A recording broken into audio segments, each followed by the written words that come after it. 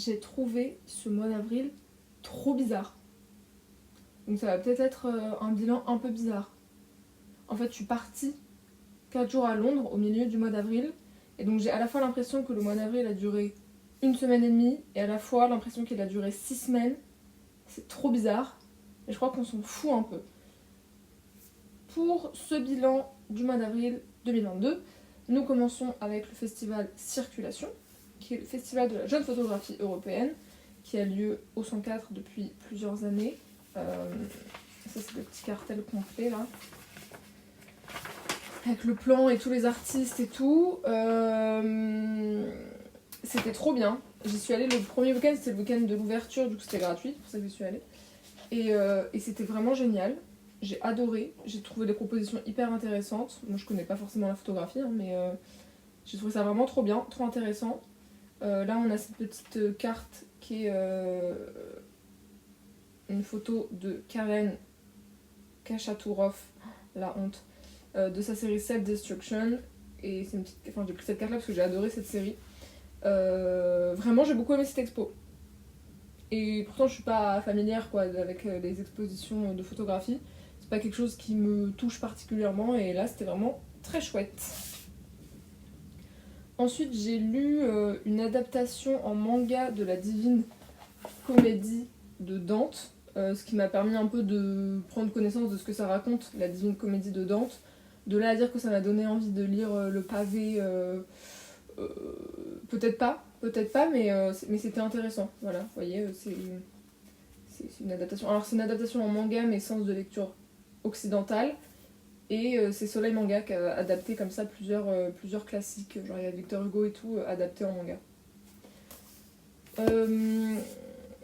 Ensuite je suis allée au cinéma. Je suis pas allée beaucoup au cinéma ce mois-ci. Voir Petite Nature. Et j'ai beaucoup aimé ce film. C'était assez super, assez chouette. Je dois dire que j'ai pas l'habitude de voir des films avec des enfants, enfin, dont les personnages principaux et dont l'intrigue tourne autour d'enfants. Et donc j'ai trouvé que, enfin, j'étais un peu mal à l'aise parce que c'est pas du tout une chose à laquelle je suis habituée. Vous voyez, c'est comme si quand tu découvres un nouveau genre, il y a un truc un peu bizarre quoi. Et ben j'avais un peu ce truc un peu bizarre de me dire attends, c'est du cinéma, c'est un film quoi. Et pourtant il y a un truc qui met un peu mal à l'aise. Et je pense que c'est l'idée que, en effet, tout tourne autour de ce gosse qui est assez génial. Hein. Je sais pas, il y avait un truc trop bizarre. Mais le film était super, mais j'ai eu un truc trop bizarre de me dire ah ouais, en fait, je me suis rendu compte que j'avais pas l'habitude quoi de voir des enfants au cinéma. Ensuite, j'ai lu, et en fait, sur le mois d'avril, j'ai lu les 5 premiers tomes de Jujutsu Kaisen. On reviendra pas dessus, hein, parce que tout le monde adore Jujutsu Kaisen, mais j'ai trouvé ça assez super. Je découvre parce que j'ai pas vu l'animé, et ça fait un petit moment que j'ai quelques tomes chez moi, parce qu'ils m'ont été offerts notamment, et j'ai trouvé ça vraiment chouette. Vraiment chouette. Enfin, je trouve ça, parce que je suis loin d'avoir fini, hein, j'ai lu les 5 premiers. Mais j'aime beaucoup le principe. J'aime beaucoup ce truc de lire un milliard de licences différentes qui racontent la même chose, quoi. C'est assez marrant, parce qu'ils le racontent différemment, et je trouve ça très chouette. Ensuite, j'ai vu, ça y a pas de ticket, c'était sur Disney+, Fantastic Mr. Fox, qui est un film d'animation de Wes Anderson. Je l'ai trouvé, ma foi, assez sympathique, les personnages bien faits, bien écrits, quoi. Y a pas à aller aussi vite, en revanche. Voilà, je trouve que ce film va très vite et tranquille, calmons-nous. J'ai également regardé en VOD sur la plateforme. D'ailleurs, faut arrêter d'oublier dans la vie qu'il y a les plateformes de VOD des bibliothèques municipales, parce que vraiment, celle de ma bibliothèque est incroyable. Il y a une sélection de ouf. Et là, en l'occurrence, j'ai regardé Dilili à Paris, qui est le dernier, je crois, film d'animation de Michel Oslo. Et j'ai trop aimé parce que j'aime trop son dessin à ce monsieur, déjà à la base, et en plus j'aime trop l'idée de voir des films d'animation qui se passent dans une ville que je connais. C'est un peu comme Ladybug et Chat Noir, vous voyez, c'est à Paris, et je trouve ça génial en fait parce que tu connais les endroits, enfin ou pas, hein, mais ça peut être n'importe quelle autre ville, vous voyez, mais en l'occurrence là moi c'est pour Paris et je trouve ça trop bien. Vraiment, je trouve ça trop chouette. Le pire retour quoi. Ensuite je suis allée au Théâtre 13, c'est la première fois que j'y allais. C'était sur le site Glacière je crois, parce qu'ils ont 2 sites pour aller voir Les secrets d'un gainage efficace et c'était génial.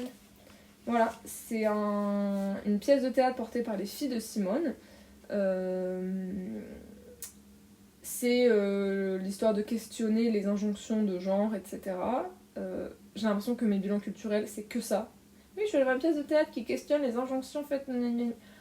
Bref, mais donc les injonctions faites aux femmes, et c'était bien fait parce que vous voyez, justement, il y en a plein partout, tout le temps, dans tous les théâtres, tous les soirs, des spectacles qui traitent un peu des questions de genre, des questions d'injonction, des questions de société et tout machin, et c'est plus ou moins bien fait quoi. Comme j'avais pu déjà le ressentir avec La tendresse de Julie Berès que j'avais pas aimé, là, Les secrets d'un gainage efficace des filles de Simone, j'ai trouvé ça super parce que ça fonctionne quoi, c'est bien fait, elles sont marrantes. Elles ont une énergie de ouf, enfin c'était vraiment, vraiment super. Donc à voir, je recommande. Ensuite j'ai découvert un podcast au mois d'avril, qui est le podcast qui s'appelle L'Esprit Critique, c'est le podcast de Mediapart, et c'est un podcast culturel où en fait toutes les semaines, les invités et le monsieur qui parle dans le podcast quoi, traitent en gros une semaine sur 4 de 3 livres, 3 films, 3 expos et 3 spectacles, et ça alterne comme ça toutes les 4 semaines, et c'est des gens quoi, des intellectuels comme on dit, des universitaires ou alors des critiques ou des machins, des gens qui parlent de ces œuvres qui sont des sorties du moment quoi. Bon parfois c'est un peu de la branlette intellectuelle, c'est un peu... ça va quoi, c'est bon, ils s'écoutent parler, ils disent des mots qu'on comprend pas, enfin que moi en tout cas à mon endroit je ne comprends pas, mais ça reste intéressant. Ensuite, je suis allée faire l'expo Charles Ray au centre Pompidou, alors qui est extrêmement courte, et c'était trop bien parce que Pompidou, parfois ils ont un peu tendance à faire des expos beaucoup trop longues. Là, c'était relativement court, donc c'était chouette. Peut-être un peu trop d'ailleurs, mais en fait, elle est en 2 parties. L'autre partie est à la Bourse du Commerce, je crois. Faut que j'y aille d'ailleurs, et j'ai trouvé très chouette. Je connaissais pas Charles Ray. Il y a quelques photos, il y a des sculptures, quoi, des œuvres. Enfin, j'ai trouvé ça assez génial, quoi. J'ai trouvé tout assez génial. La salle bien organisée, chouette, très très chouette. Et j'ai acheté cette petite carte qui s'appelle Le portrait de la mère de l'artiste, je crois. Mais en anglais, mais je vais peut-être pas faire ça en anglais. 104. Pour sortir au jour, Olivier Dubois, incroyable. C'est Olivier Dubois, un chorégraphe qui a une grande carrière d'interprète en danse derrière lui, et qui revient en fait sur sa carrière d'interprète et sur toutes les pièces qu'il a pu jouer, en se mettant en scène, voilà, il fait venir des gens sur le plateau pour tirer au sort des choses, et il joue, enfin... Il y a une part de hasard, c'est jamais le même spectacle, tu peux aller voir 14 fois, tu verras jamais la même chose. Le personnage est assez exubérant, moi je l'ai trouvé assez insupportable au début, en mode... il se la joué un peu trop, et en fait plus le spectacle passe, plus tu le vois, plus tu le vois danser, etc. Et je trouve que il y a quelque chose d'hyper touchant quoi, dans son personnage, et le principe de son spectacle fonctionne vraiment bien. Et c'est trop bien, vraiment j'ai adoré. J'ai passé un trop bon moment, c'était hyper touchant, la fin et tout, enfin bref, j'ai adoré. Ensuite, je disais, je suis partie à Londres, mais ça fait l'objet d'une vidéo à part.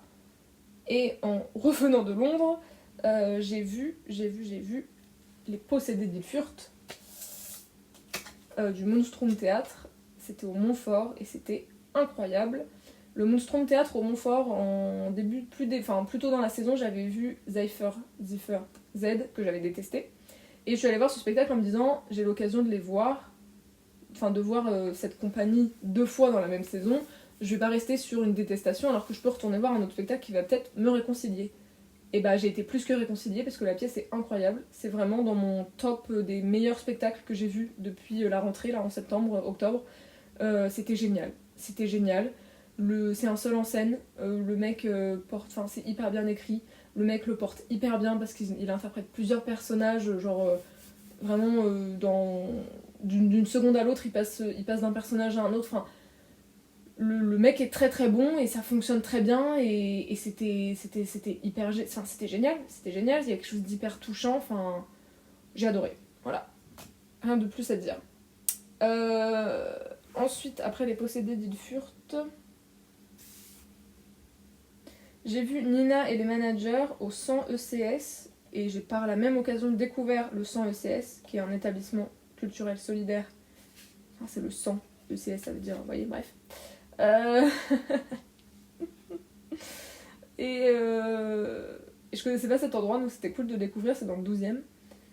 Je crois que j'ai pas grand chose à dire de cette pièce, parce que c'était pas exceptionnel, mais j'ai à la fois en même temps passé un très bon moment, mais j'ai pas énormément de choses à en dire. C'est un texte de Catherine Benamou et c'est mis en scène par Ghislaine Baudou. Et franchement, ça fonctionne quoi. Moi je trouve que c'est une pièce qui fonctionne. Après, c'est un lieu un peu particulier, mais ça fonctionne. Ensuite, je suis allée voir encore le dernier film de Clapiche, Cédric. Il s'appelle Cédric ? J'en sais rien. De Clapiche, qui est... J'ai été très agréablement surprise par ce film, parce que l'histoire, c'est une danseuse, pas étoile, mais du ballet de l'Opéra de Paris, qui se blesse et qui découvre la danse contemporaine. Je vous la fais en très très court, mais c'est un peu le plot. Et c'est très caricatural quoi, j'étais un peu en mode au secours, au secours. Mais dans ce film, il y a le chorégraphe Ofej Shechter, qui est un chorégraphe israélien de danse contemporaine, qui joue son propre rôle. C'est-à-dire que dans le film, il y a un chorégraphe de danse contemporaine, c'est Ofej Shechter, qui est identifié comme Ofej Shechter quoi. Il joue son propre rôle. Et je trouvais ça assez génial, donc je suis allée voir le film essentiellement pour ça. Et en fait, j'ai été très agréablement surprise, parce que oui, c'était très caricatural. Oui, les personnages et le déroulé des histoires, c'est assez caricaturé, mais en fait, ça fonctionne quoi. Ça fonctionne, ça arrive des choses comme ça où c'est des archétypes. Les personnages sont un peu archétypaux, je sais pas trop quel terme est le plus adapté, mais n'empêche que ça fonctionne. Donc j'ai passé un super moment. C'est pas le film de l'année, mais j'ai passé un très bon moment, ça danse, c'est sympa, il y a Ofej, c'est fun, il y a plein de têtes qu'on connaît, c'est à Paris, il y a plein de lieux qu'on connaît, franchement ça fonctionne, ça fonctionne. Donc j'étais très contente d'être allée le voir, surtout que j'y suis allée un peu en me disant oh je suis allée au cinéma qu'une fois ce mois-ci et tout, ma carte et tout machin, donc j'y suis allée essentiellement pour ça, et bah franchement je ne regrette pas. Et enfin, pour terminer ce mois d'avril, Un furieux désir de bonheur, génial, génial, génial, génial, génial. C'est un spectacle, c'est pas jeune public, mais c'est tout public à partir de 8-9 ans, donc il y avait quand même pas mal de jeunes, de très jeunes gens dans la salle, et c'est un spectacle quand même imaginé pour les très jeunes gens, qui fonctionne chez les adultes, hein, mais qui est imaginé pour les très jeunes gens, et qui est absolument génial. Voilà, c'était extraordinaire. C'est du cirque, danse, il y a de la musique. C'est super. C'est super, j'ai rien d'autre. J'ai rien d'autre à dire si ce n'est que c'est super, j'ai adoré, ça fonctionne très bien, ça bouge très bien, les corps, c'est génial. L'histoire, il y a quelque chose de simple, mais qui fait sens, qui fonctionne, qui est touchant, J'ai adoré, voilà, c'était un trop bon moment, je suis ressortie, en plus c'était pas long, donc quand je suis ressortie il faisait encore jour et j'étais avec une copine et on était genre trop contente d'être là quoi. C'était juste un trop bon moment, trop bonne soirée, tu sors, il fait jour, c'est génial, t'as vu un truc trop bien, les gens dehors étaient trop contents de ce spectacle, il y avait des classes qui étaient hyper heureuses d'être là, trop bien. Voilà, et c'est sur ce trop bien que se termine notre bilan